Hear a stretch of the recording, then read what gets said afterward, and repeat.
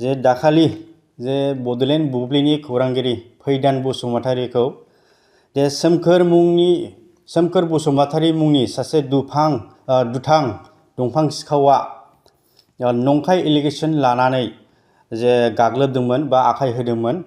जों बेखौ लानानै दिनै दुखु मोनदों जे बिथाङा गावसोर दंफां खावनायखौ जे दंफां दाननानै फानहरखुमानायखौ फरेस्ट डिपार्टमेन्टनो इनफर्म हरगा बिथाङानो खोन्थाहरगा होननानै जोंनि बडलेण्ड बुब्लिनि खौरांगिरि फैदान बसुमतारीखौ बिथाङा बुदोंमोन।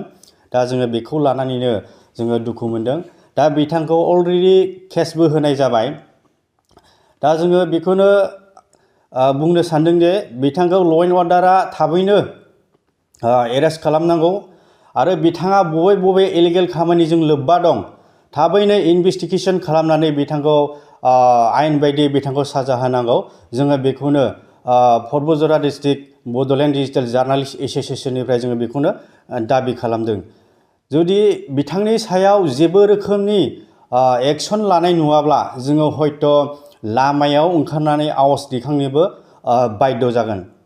दिनै बर' खौरांगिरिफोरनि थासारिखौ बयबो मिथिखायो जे बर' खौरांगिरिफोरा मा रोखोमै सोलियो, सिगांनिफ्रायनो मा रोखोम सोलिबोयो। दिनै सान्दुं अखा नेवसि गोबां खस्थ'नि गेजेरजों रायजो राजाफोरनि खौरांखौ जोङो सोरखारनो दिन्थिबोगासिनो दङ।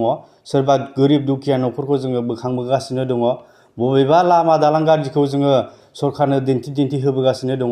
दिनै बेबादि समाजनि मावग्रा जे बडलेण्ड बुब्लिनि खौरांगिरिखौ आखाय होनाया जोबोद दुखुनांथाव जादों। बेनिखायनो बिथांखौ केस होनाय जाबाय। दा बिथांखौ प्रसासननिफ्राय थाबैनो एक्सन लानांगौ। जों बेखौनो बड'सा डिस्ट्रिक्ट बड'लेण्ड डिजिटेल जार्नालिस्ट एस'सिएशननिफ्राय जोङो बिटिआर गभर्नमेन्ट आरो आसाम सरकारखौ जों दिनैनि गेजेरजों मेसेज हरनाय जाबाय।